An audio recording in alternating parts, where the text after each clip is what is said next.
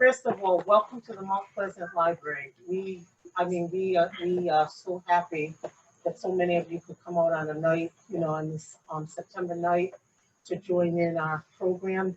Before I go on, my name is Donna Whiting. I'm the manager here, and I'm only going to speak before you a minute because this gentleman right here and this gentleman right here are really the star of the program.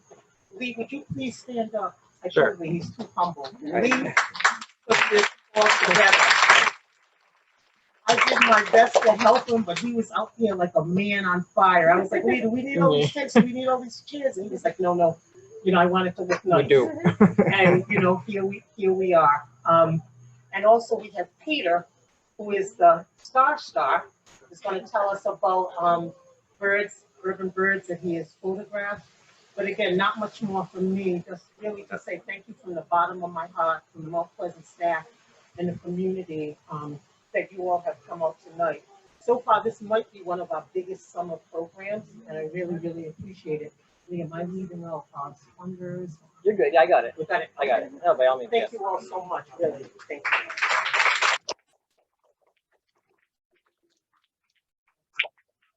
Yeah, so I'm just giving like a few seconds. Thank you all for coming out. And I just want to thank Providence Community Library as well as the Friends of Mount Pleasant Library. They're yeah, I'm not projecting. I'm sorry. I thought I could project loud enough without the mic, but apparently not. That's okay. Yeah, so I just want to thank Providence Community Library as well as the Friends of Mount Pleasant Library for sponsoring this and really all of our programs. So we really couldn't do it without them. So yeah, for those that don't know me, as Don mentioned, I'm the Legal Services Librarian here at Mount Pleasant, and I was just completely in awe when Peter's book just kind of came up. I just happened to cross my desk, and I was so excited and in awe. It's like the photos are breathtaking, and they will strengthen your appreciation for nature if you haven't seen them already, and you'll see many of the photos tonight. So Peter's photography has also been featured on the American Kestrel Partnership website, published in the Providence Journal, and exhibited in Washington, D.C. Office of Senator White House. So please feel free to visit our exhibit. It's behind you all after the end, at the end of this talk. They are all for sale, $100, and Peter's very generous to offer half of the proceeds will be donated to the Friends of Mount Pleasant Library. So yeah, you're doing a good deed as well. And he's also going to have this book to sign if you'd like. But anyway, before we get to all that, please can't wait to hear your talk. So by all means, please come on out.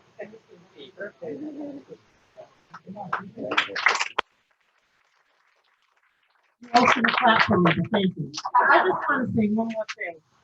Anna, would you please stand up? And you hear this raise your hands in the air like you don't care. These are also two staff that have decided to stay after and not only participate in the program but help us out tonight. Thank you so much.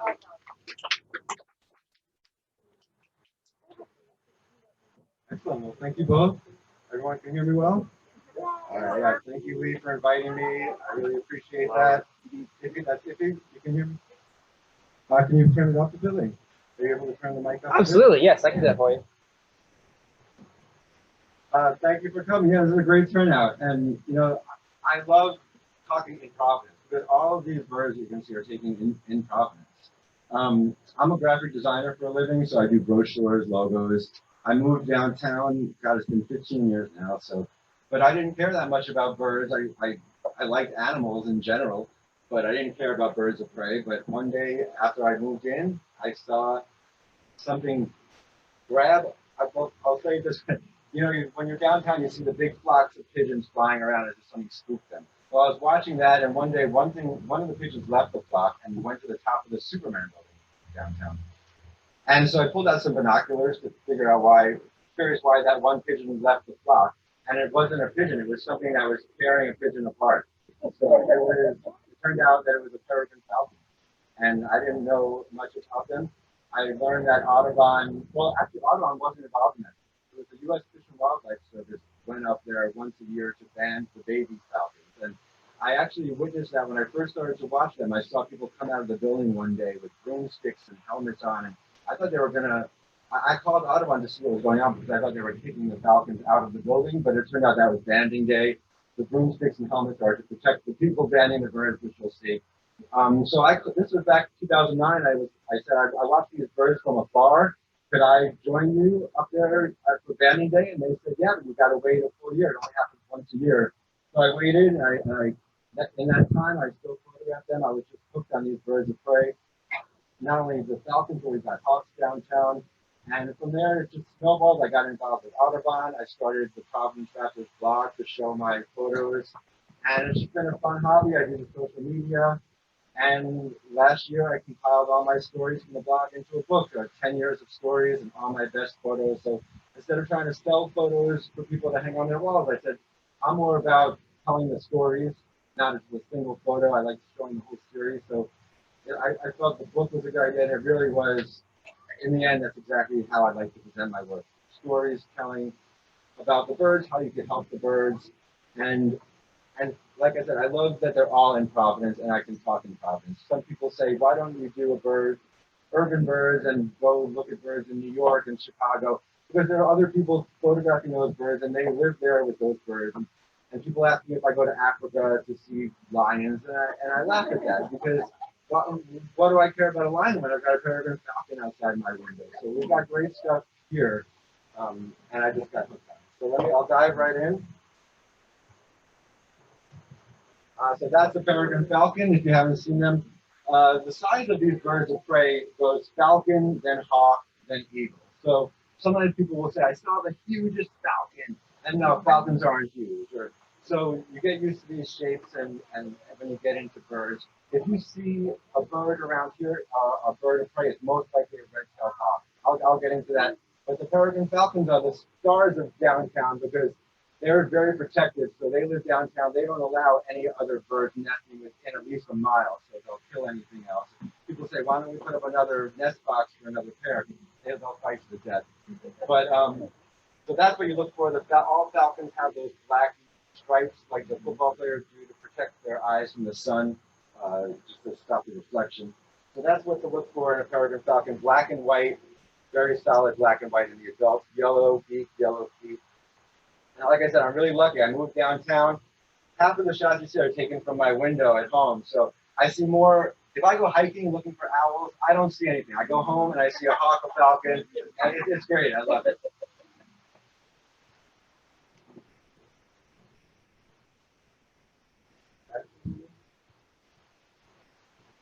So this is the view from my window. I'm really lucky.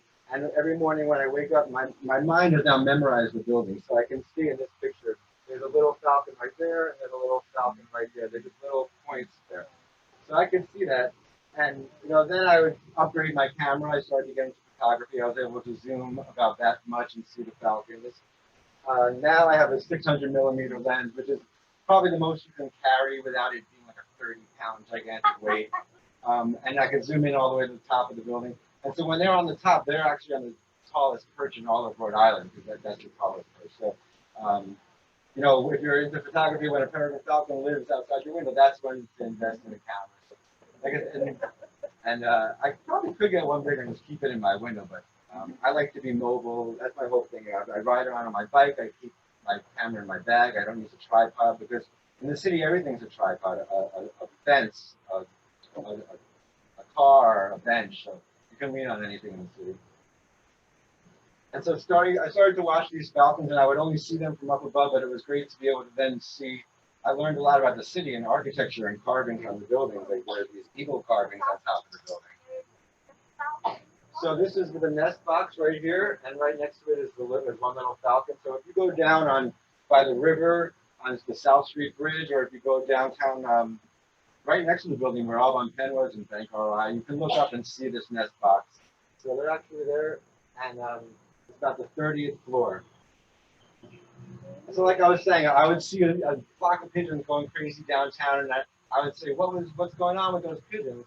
It turns out that, there's a peregrine falcon amongst the pigeons. They're not that much bigger than a pigeon. They're about the same size, so and they got the same grayish color, so they blend in really well. But what they'll do is they'll grab a pigeon right in flight, so they call it on the wing. If someone told me they saw a peregrine downtown on the ground, it's most likely a hawk, because the peregrines stay up high. They have really fast speed, so they avoid the ground. They just fly in the air. They'll catch a pigeon right in midair and take it away with them, or they'll kind of knock it unconscious and swing back around and catch it. So it's really amazing to watch. You can watch that kind of stuff on YouTube. Trying to catch it on a camera is hard. In the springtime, it's great. That's when they'll start flirting. So normally we've got, and the pair will switch every year. So somebody will try to come and break up the pair. So it's been fun to, they're banded because they're so rare. So if I can see the band numbers, I make a chart of the breeding pairs over the past 20 years. So that's in the book. And so we usually get a pair that's together for a few years, and then another male or female comes and picks one out, and then they mate for a few years. Most of the birds are from Massachusetts because we're surrounded by Massachusetts. And we've had birds go the other way where our birds banned in Providence now live in Boston and stuff like that. So yeah, they're very solitary creatures, but when they're when they're pairing up in spring is when you can see them together. And so they'll be eating together, blood dripping down the building. That's kind of the fun of this. I like watching these stuff, and no one on the street even knows what's happening. I often say if there were coyotes or bobcats on the ground killing things, everyone would go crazy. But they're like things in the air murdering things. Well, it's not really murder because it's for food. But they'll be together, and there'll be like feathering of a bird, and then the wind will blow, and those feathers will all blow around. And it's fun. So that picture was taken here. Here's that pair right there, and then there's a guy working on a roof right here. So he's totally unaware that there are two Peregrine Falcons right there. And like I said, most of my pictures are taken from afar. This was the one time. This was 2018. I remember I woke up and the peregrine was like right out my window. And I live on the 6th floor. I went down to the guy who lives in the 4th floor. I didn't know who lived there. Knocked on his door at 9 a.m. Like, can I please look out your window? That was a little bit more even. The peregrine was right out the window. And this was a new bird that's unbanded, that showed up in January and then took over the nest in springtime from the female that was there. And you can see she made quite a mess. It got a morning dove. You can tell by the feathers that they've been eating. If you're downtown, check the Biltmore sign. They love the Biltmore sign. There are two of them on each side of going north and south. And the E is faced over Kennedy Plaza where all the pigeons are. So they'll be perched up there a lot. They'll grab they'll come back and eat it up there. And the cover of my book is the E. The red stripe is the E up there. So yeah, there was one day they let me up to take pictures when it was eating up there. Yeah, so that's the cover of the book. So it's got the Superman building where they live in the background. And I love just showing the urbanness. I love having no trees in the pictures. Like, imagine one day when we ruin the whole planet and there's no more trees. Like, they might still be able to survive if we just have like rats and birds of prey. They might be the last species. And again, it's fun to see things I wouldn't normally see. The whole Biltmore is lined with these spaces called mascarons that I've learned. So the Falcons, that's like their rain spot. So again, that's the reason why I say I don't go to New York, because I live in Providence and I know now when it rains, that's where they go. And when they want to bathe, they collect water in this area, which I'll get to. So here's them on the Biltmore looks like they're having a staring contest. But I know where they bathe. The Biltmore collects water here. They'll go splash there. So those are things that I can only learn because I lived out and I see them outside every day. So I like to tell these stories. And it's not something I could just fly to Chicago for the weekend and get a great shot. It's not the point of what I do. But I always keep my camera with me and in my backpack. And my tip for being in an urban environment is learn where the parking garages are, because you can go up to like a 9th floor level and take some shots without asking for roof access from the manager or something like that. So yeah, that shot I was going to lunch or something and I saw them up and I went up to the 9th floor. They were right next to the arcade downtown. And the falcons stay all winter. People ask, do they migrate? Most falcons in the wild do, but a lot of the urban birds stay because migration is all about food. So if you live in the wild and all your food migrates, you've got to follow it. But in the city, we've got 1 million pigeons and people feed the pigeons, and we've got 1 million rats. Well, actually, they don't eat rats. They only eat things that fly. So I always think they, you know, for a while I was saying they only eat birds. They only eat things that fly. But we do have flying mammals, which are, what's a flying mammal, kids? Does anyone know a flying mammal? There you go, bats. So they eat bats as well. When I first moved in, there used to be bats at night flying around the two-frame building. There are no more bats. And so part of their flirting is they'll share food with each other, which is really nice. One will catch it and hand it off to the other. And then they'll just sit next to each other. But like I said, that's just a nice thing to see because they're very solitary and they wouldn't normally tolerate another adult sitting next to them. So that's just them pairing up. So that's zoomed in shot and they're next to the box. And then, so they don't actually have a nest with twigs. They have something called a scrape. Most falcons do this. They just nest in a cavity in a dead tree, or in the case of falcons, they'll nest on a cliffside, and they scrape out a little indentation in the gravel to lay their eggs in. So in this case, the box has gravel in it, and you can see there's an indentation that he's dug in. Now, one thing I want to say as we're going forward, in all of these birds of prey, the females are 1/3 larger than the males. So when you see them together and you see a larger one, that's the female. And you know, there are always funny stories where a guy told me, I saw the hugest bald eagle in the world. There were two of them together and one of them was huge.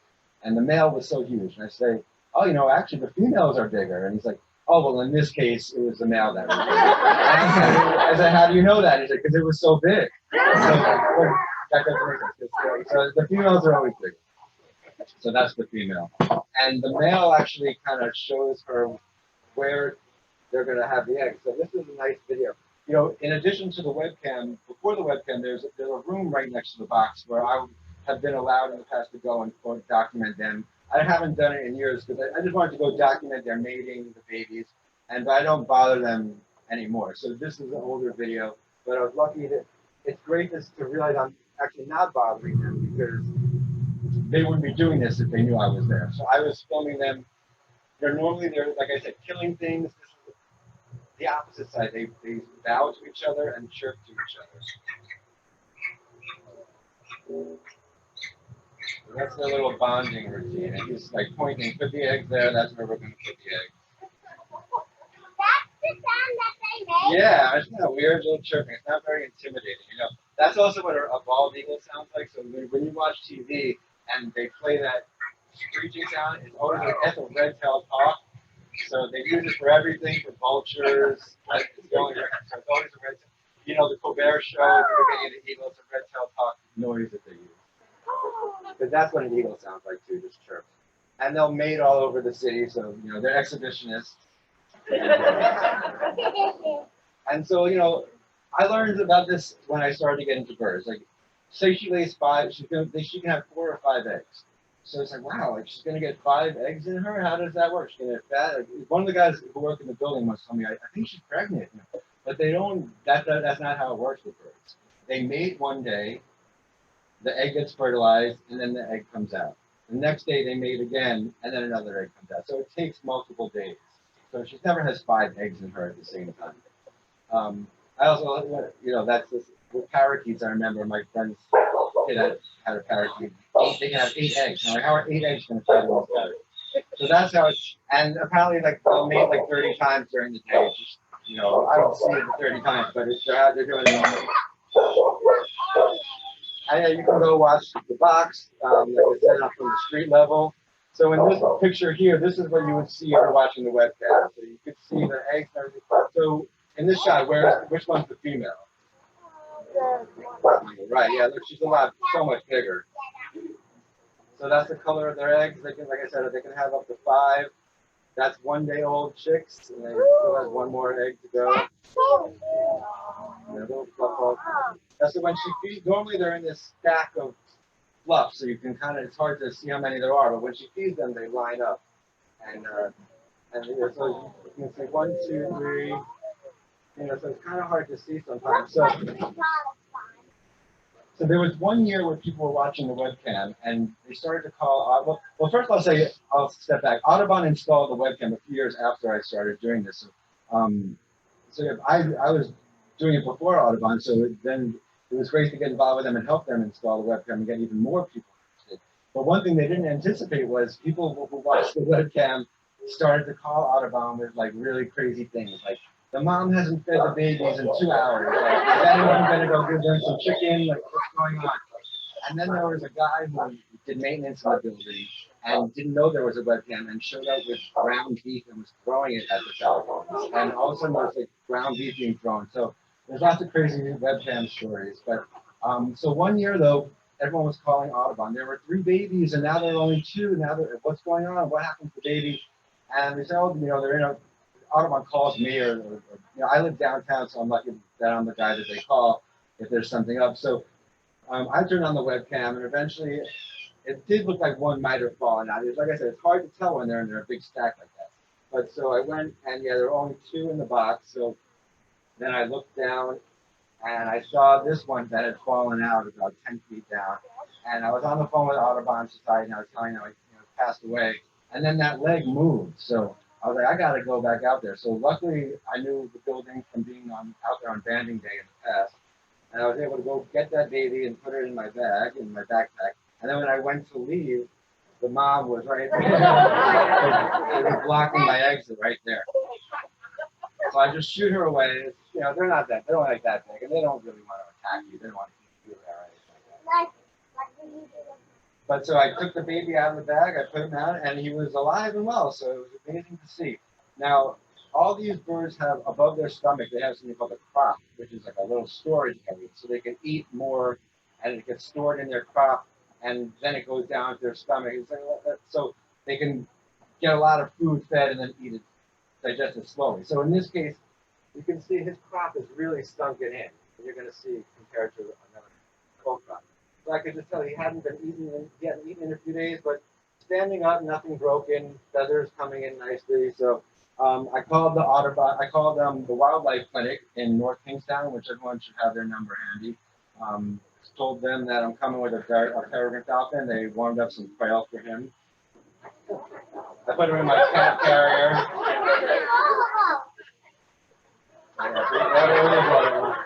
It was adorable, and he was totally fine, so it was great. And they fed him some quail. And then now look at that crop, nice and full. And it's just like a human baby, crying with his mouth open. Then once he's fed, quiet and fell asleep. And luckily, banding day was the next day. So,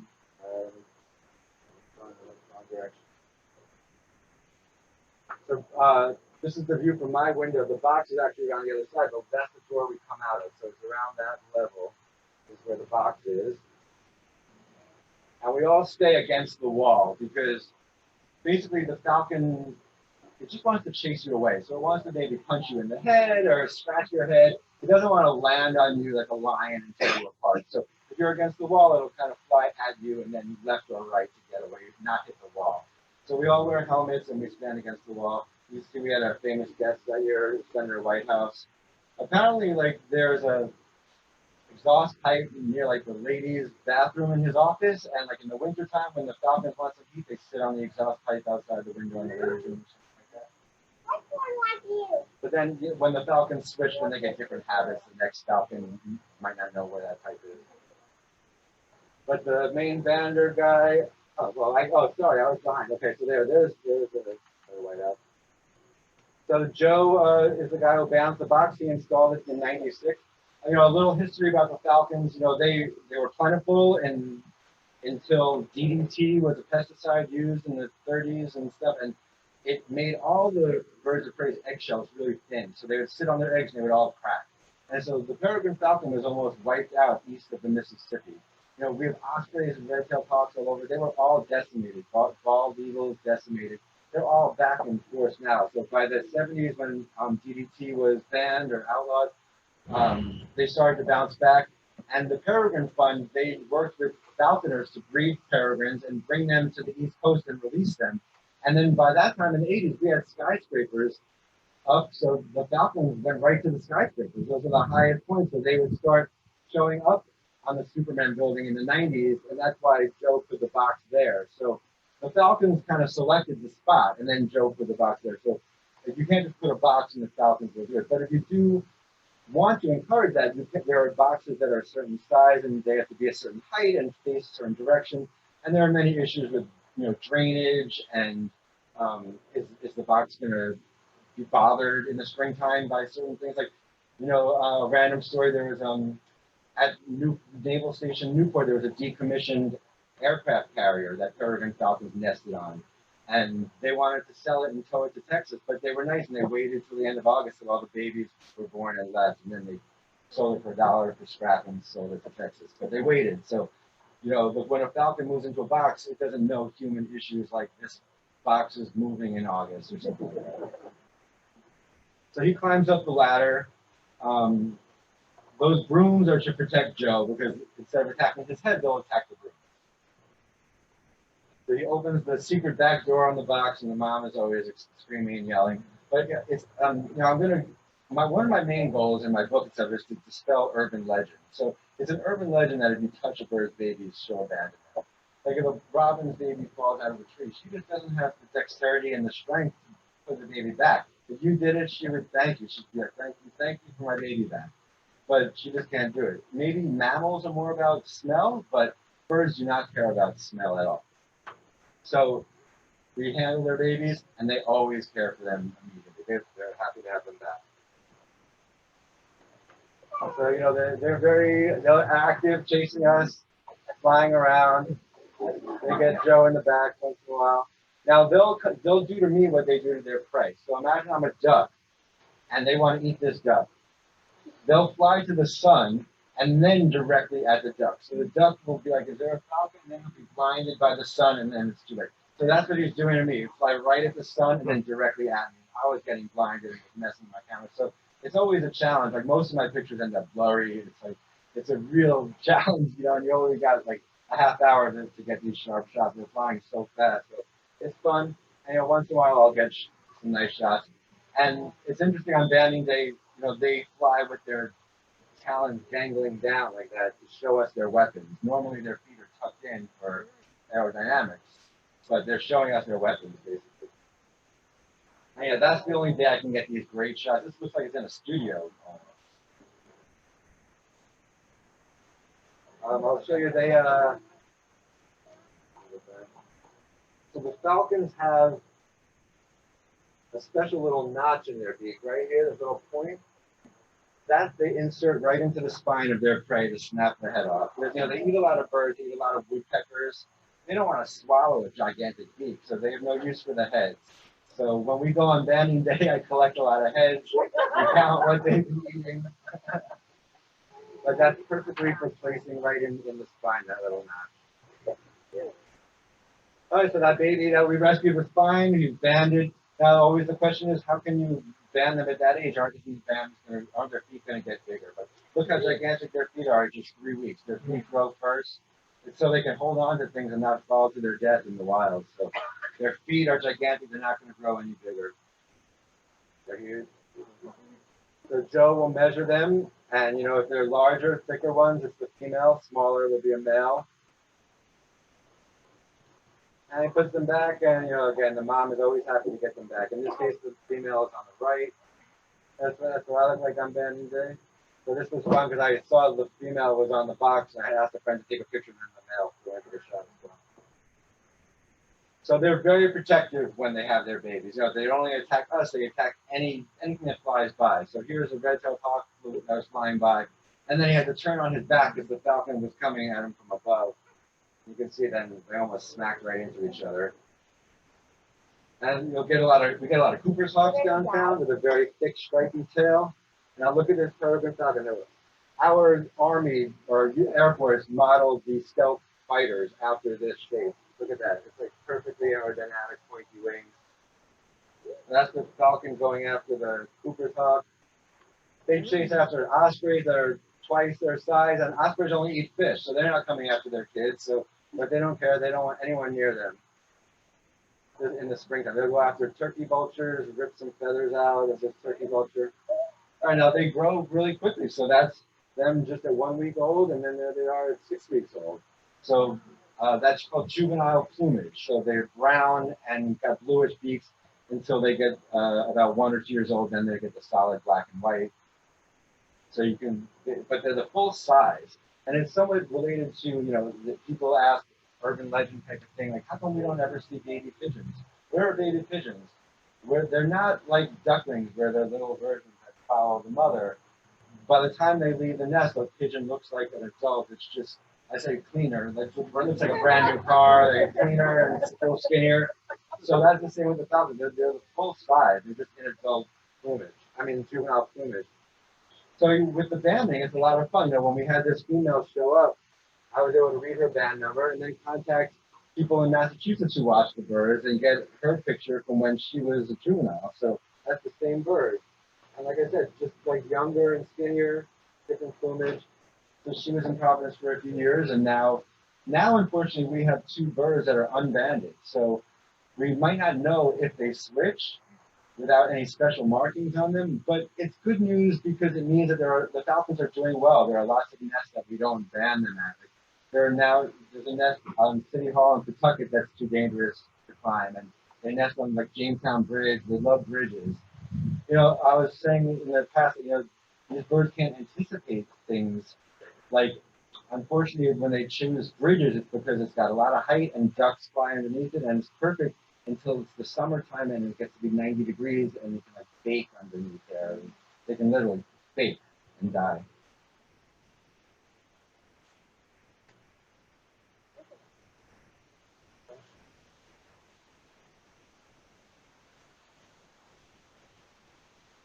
So then when they exit the box, everyone, it's like graduation day, everyone's excited because everyone gets upset because you can't watch them on the webcam anymore. So I try to show some pictures.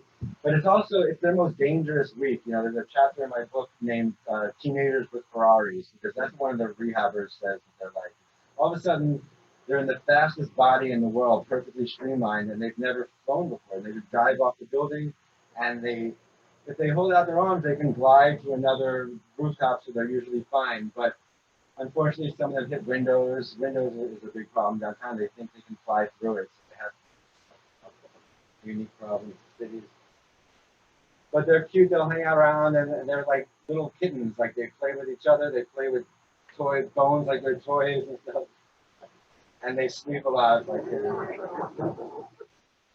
And then, you know, it's always cute to see. Eventually, they'll make it up. There's like 1, 2, 3 on the tallest perch in all of Rhode Island. And so, like I said, if they can glide down, they'll land on a rooftop. Sometimes they glide down to the sidewalk. And in the wild, that's normal. They land on the ground, and then they'll jump in a tree, and then they'll try again. And then they might sleep there overnight, and the mom will find them tomorrow. But in the city, we can't leave them there because a crowd gathers around them. They could get hit by a bus. So 3 or 4 times, it's fun for me. I'm the guy that they call. I show up with my net and my box, and wearing the same shirt. That's really me. And I bring him in the pet taxi up to the top and leave him up there, and you can see the parents return to him. Like, as soon as I got home, I turned around, the parents were with him, so they were gladly accepting him back. And after that, I got gloves. And I always say June and July is the best time to come downtown, because instead of 2 falcons, we now have 4 or 5 falcons. So the 2 adults are teaching the young ones how to fly. So you see a young one chasing the mom around, and they're teaching her how to eat. And this is an example of, I always have my camera with me. I was at Dunkin' Donuts. I heard screaming. There was a parking garage. I went up to the 9th floor, looked around, and I saw this. So it's a good way to get up high. And some shots like this, you know, I'm lucky I can get these from my window. So I just keep my camera handy. That was a nice shot. We had a new mural painted downtown and landed outside of somebody's window. And, you know, thanks to social media now, people will contact me like, there's a falcon on my window. You want to photograph it? Oh, yeah. I'll be right there. And then it's great. We get reports when they fly away. So here's a shot that I took in Providence. And then in June, and then in August, that bird was in Wellfleet, Mass. And then, let's see, 2 years later in New Jersey. So we get some tips on them. And yeah, this is probably the best one, because that was my first year attending. So when in like 2014, they finally decided to look up the numbers of this bird that's been there for like 10 years. And I dug through my files and was able to find CA. So that's her, and she lives at Custom House and has had like 30 chicks there. So that's great. And like I said, now we have these unbanded birds. So We don't know where they came from, but good luck to them. One of them was missing some feathers, so I nicknamed her Left Wing because that was identifiable. Probably happened in the fight to take over the box. And then this one had broken his beak off, which was interesting too. I had to go learn about, is that going to grow back? And it is, it's like fingernails. So who knows how it happened. He bit on something or maybe crashed into a wall or window or glass. But that's not actually him, but it grew back. That's what it's supposed to look like on the right. Well, maybe it lost it. You can apply it off. Yeah, exactly. Somebody get it off. And so here's the chart I was mentioning of them. This is all the breeding charts. And the most interesting part is this bird here.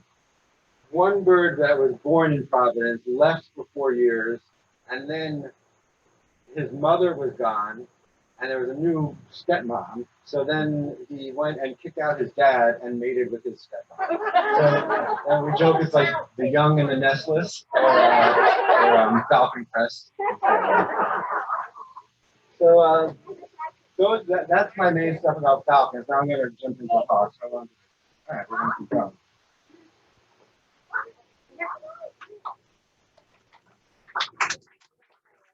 That's just one part.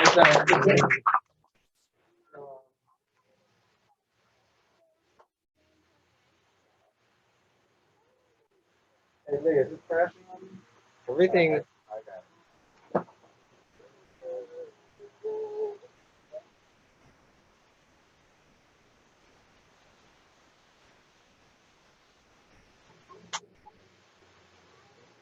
There you go. All right. So the Peregrine Falcons are the cool ones. You know, they're the rulers of downtown. But the most common bird that you will probably see is a red-tailed hawk. So they're bigger than falcons. They've got the brown wings, a white chest with a belly band, like a cummerbund almost, you know.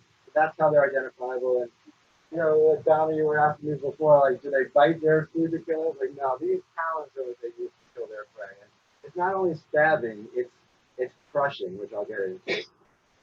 And there you go, the red tail of the adult. So the red tail is obviously identifiable. The younger ones will have stripes in the tail, I'll get to. You know, it's funny, I include some videos. This was after I published the book, and I think there's some video that I got just earlier this year. I just showed up at the exact right time. Just downtown, I saw a hawk in a tree, pointed my camera up. There you go.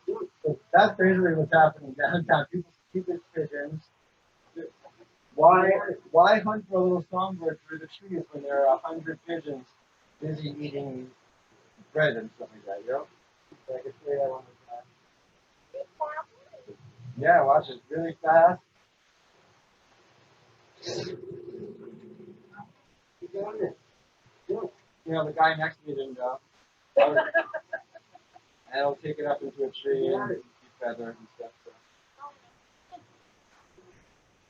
Let's see. So yeah, like I said, you'll see a lot of hawks on the highways, especially this time of year. They're migrating, and if they're going after a rat, it's a lot easier to see if it's running along the concrete highway, and then the rats get stuck on the barriers in between. So that's a perfect. It's like a rat trap almost. People litter on the highways.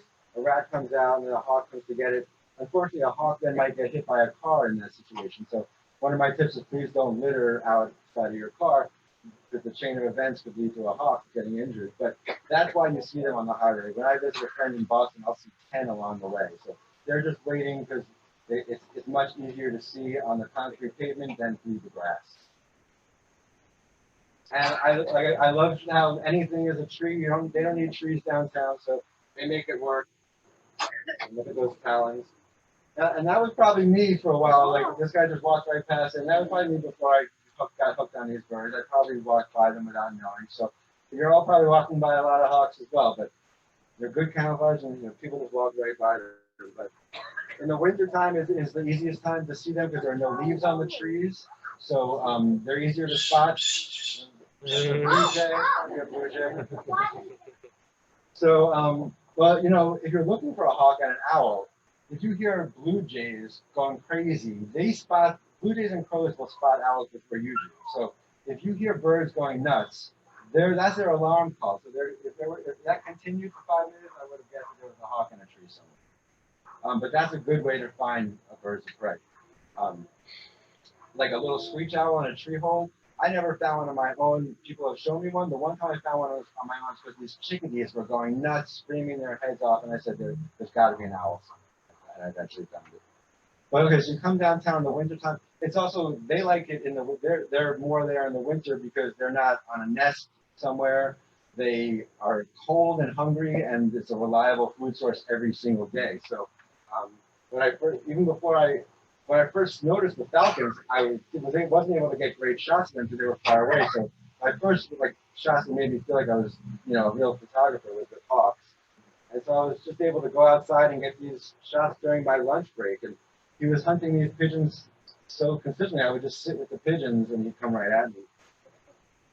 And I was able to get shots like this. It's like I said, just to go on my lunch break, it felt like a nature Discovery Channel show right outside. And he'll fly right between these people, and they don't realize that the hawk is there. They just think it's a pigeon, or they're on their phone. They don't realize. Here's a younger red-tailed. He's got the stripe, but right here in Kennedy Plaza. And I love shots like this too. Like, it's not on a blue sky that could be anywhere. It's in front of a raptor bus. That can only be in Providence, right? And a Trinity Rev sign. That's only going to be in Providence. So I try to include all those in my book to make it feel like Providence. And there you go, beautiful red tail. Now they get 12 feathers that last a full year, then they molt their feathers every year. They get a new set of feathers. Usually at the end of summer when they're done raising the babies, they start molting. Then they've got a brand new set for migration. So yeah, like I said, when there are less leaves on the trees, he feels freer to come. And, I thought that people in the park would feed the pigeons just with crumbs if they had leftovers, but no, people show up with gigantic bags of popcorn and bagels purposely to feed the pigeons. So they'll be in a spot like in a feeding frenzy like that, just like you saw in the video. I mean, this was my presentation before I had that video. Now I have the video to show it happening. But you see, he flies really fast and then catches one right on the sidewalk. So he'll carry it away. He feather it. So it looks like someone dumped out a pillow in the snow. And yeah, it's always fun to see people's reactions. And yeah, everyone says, "Oh, is that an eagle?" So it's fun to educate the people. And then there's a lot of urban legends. Those are the government hawks, people say. Those are the hawks that the government bought to get rid of the pigeons because there are too many pigeons. Or there are too many rats. But it's all urban legends. I mean, one guy told me he remembers reading the article about Buddy Cianci buying $2,000 hawks, but it's not true. Completely untrue. I mean, to entertain the idea, I asked Audubon and stuff. It's not true. The hawk could fly to Connecticut tomorrow, and then they have to build Connecticut for automobile. But it's fun to educate the people because once they're eating, they're focused on eating. And this day, I almost walked right past them. Their camouflage was amazing. I remember I took this picture. I didn't realize till I got home that that's a seagull leg. That's not a pigeon leg. So once in a while, we get seagulls downtown.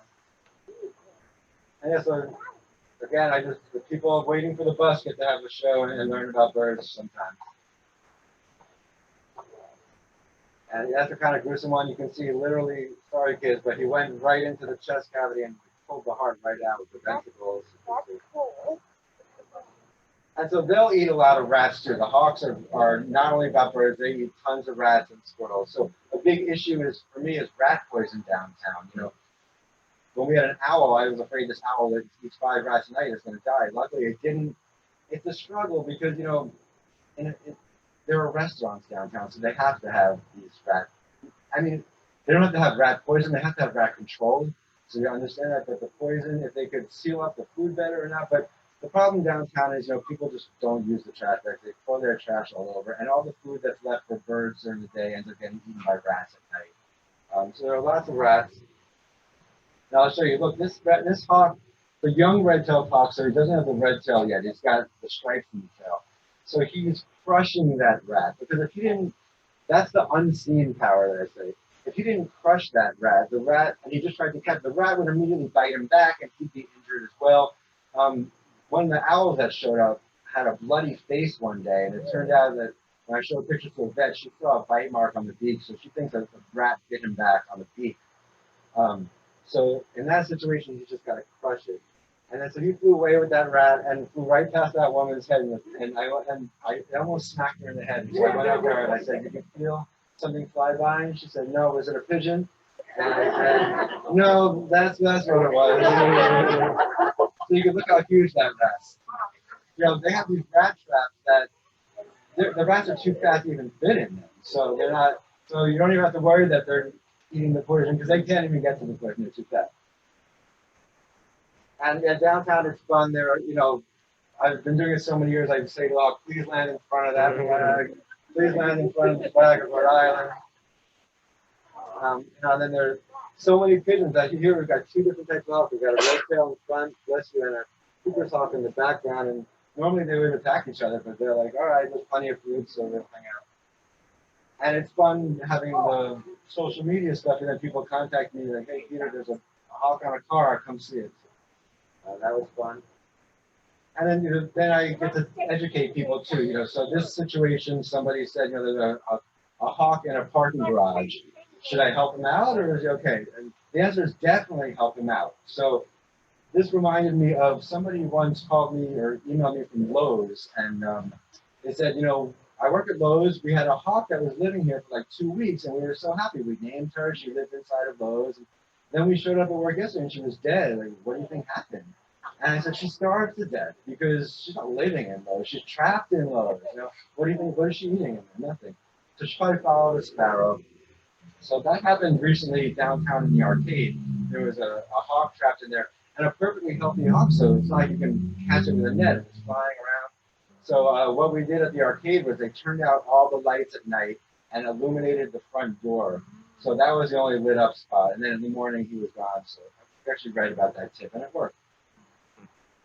But you know, we've got glass bus stops downtown now. The police tell me it's because if they weren't glass, you know, bad stuff happens in there, and pooping and peeing happens in there. So now they have to be glass. But then, you know, people will say, "Hey, this hawk just went after a pigeon, smashed into the bus stop." So this one was okay. He didn't snap his neck. This one hit some glass as well. And you know, before I was able to pick him up, I would give Mark a call. He's retired now, and he would check out the hawk. Yeah, here's, like I said, this is the arcade, so the hawk was trapped in the arcade. We couldn't get it out. But they illuminated the egg. Here, you can see, like, so people, you know, were like, just catch it with a net. But nets are only used for, like, just putting it over an injured, not catching it in mid-flight. You know, so this thing has a full building to fly around. But yeah, that's what happened. He went out that exit eventually. All right, now that's hawk. Now, depending on time, I could jump right into one. I'm going to show you one more series. All right? Sounds good. Thank you, Prosper.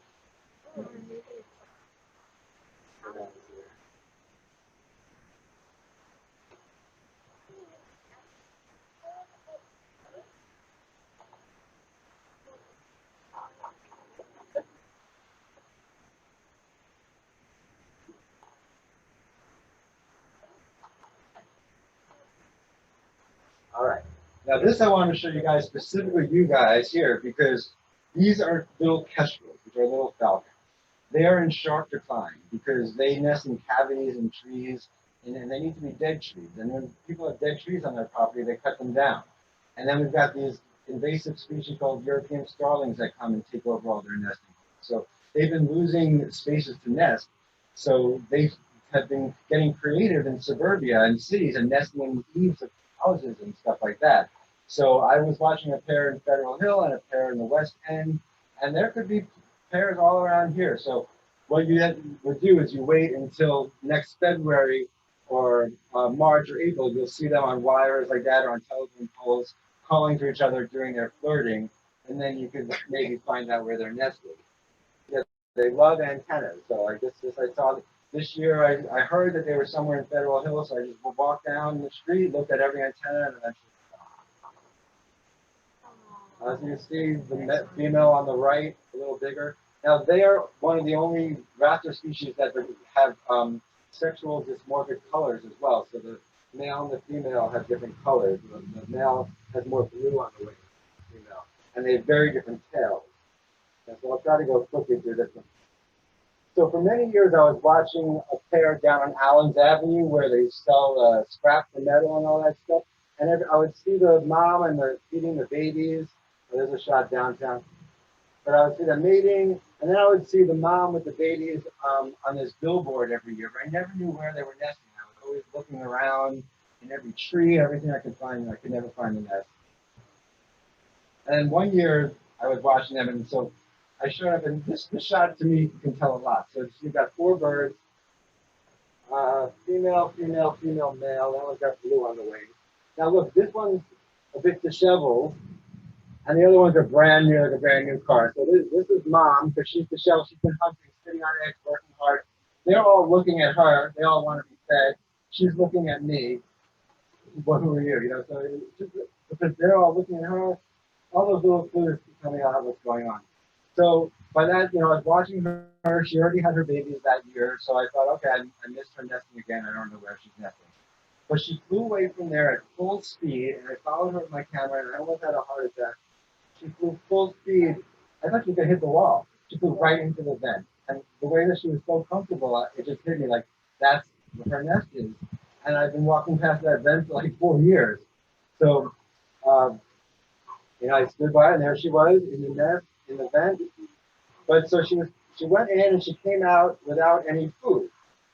And she would go in and out without any food. So I was confused. She had babies out already, so it's not like she's going in there hunting something else.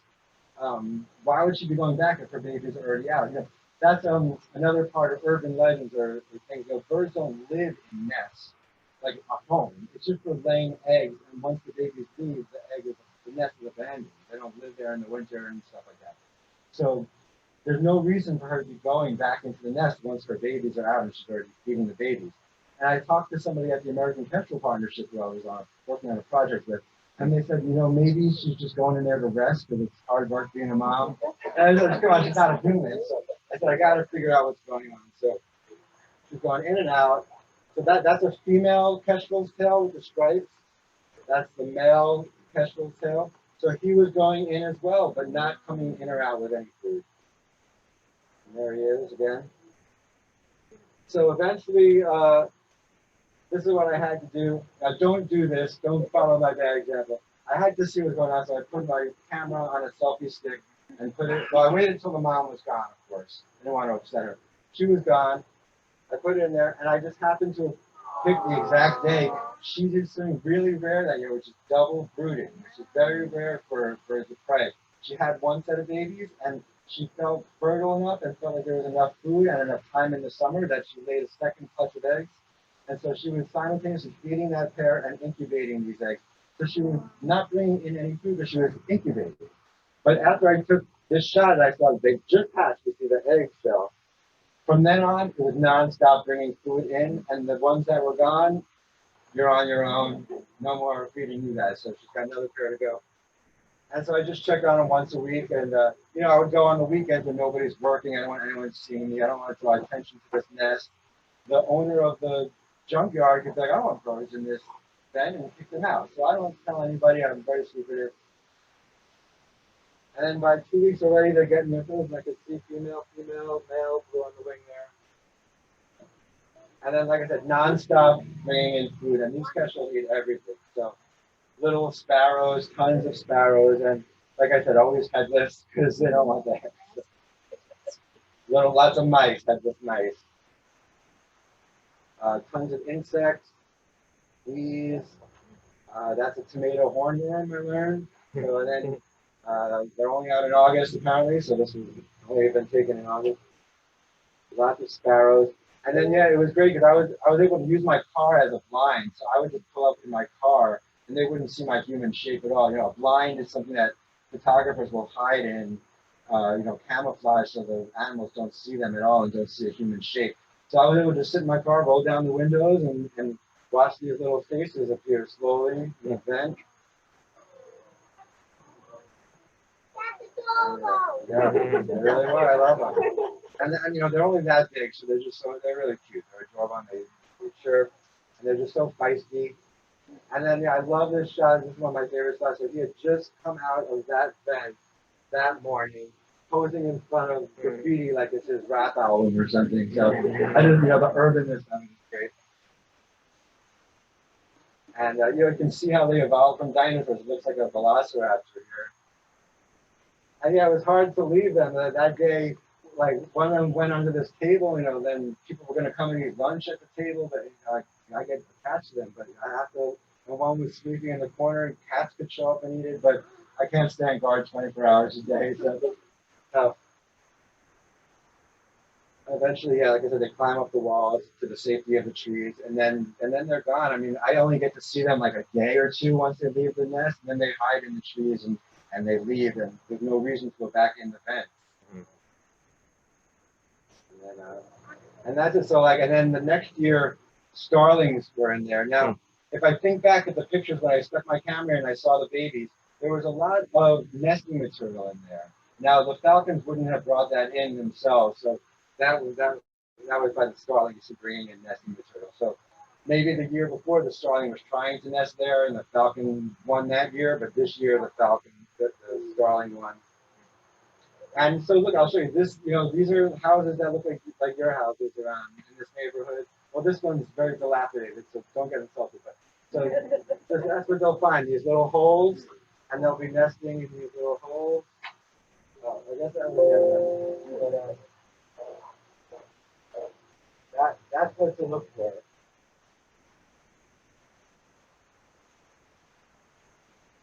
Yeah, so that's what to look for in the springtime.